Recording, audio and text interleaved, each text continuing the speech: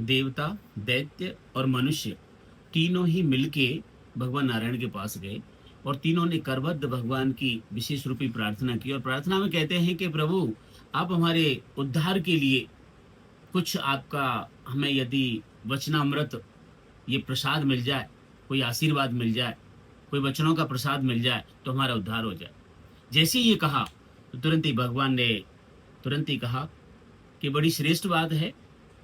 तो सबसे पहले देवता सामने आए तो भगवान ने देवताओं को उनके परम उद्धार के लिए एक शब्द बोला, दे।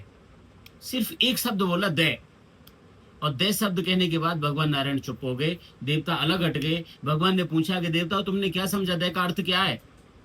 देवता कहते हैं कि प्रभु हमने युग युगांतर जन्म जन्मांतर जो घोर तपस्या की थी, हमारा जो पुण्य अर्जित हुआ है उससे हमें ये देवत्व शरीर मिला है और हमारे देवलोक में पारिजात जैसे कल्पना करते ही कल्पित वस्तु को हमारे सामने आ जाती है। तो देवता भोगी बहुत होते हैं। आपके दय शब्द का हमारे लिए उपदेश है कि दमन करो, इंद्रियों का दमन करो। देवताओं तुम यदि इंद्रियों का दमन करोगे तो तुम्हारे पुण्य ऐसे ही बचे रहेंगे, जल्दी छीण नहीं होंगे। मनुष्य पृथ्वी लोक में मनुष्य जल्दी जाके नहीं बनोगे। तुरंत ही फिर दैत्य सामने आए। दैत्यों से भी भगवान नारायण ने कहा, दय। दैत्य भी अलग हट गए। दैत्यों से पूछा, बन बताओ तुम्हें क्या मिला इससे जो हमने दया का उपदेश दिया है? दैत्य बोले कि प्रभु आपने हमें उपदेश दिया है कि दया करो।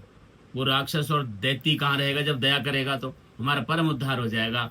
हम यदि दया करेंगे तो दया का अर्थ है दया, दया का अर्थ है दमन करना। मनुष्य सामने खड़े हुए कि प्रभु हमारे लिए क्या उपदेश है आपका? वो तुम्हारे लिए भी दया। फिर मनुष्यों से पूछा, बोलिए तुम्हें क्या लगा?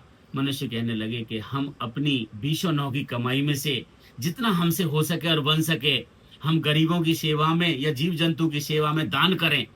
उससे हमारा वो धन भी शुद्ध होगा, कर्म भी शुद्ध होगा, परमार्थ भी होगा और इससे हमारा परम उद्धार हो जाएगा। प्रभु हमने एक दय शब्द से तीनों का कल्याण कर दिया। आपकी जय।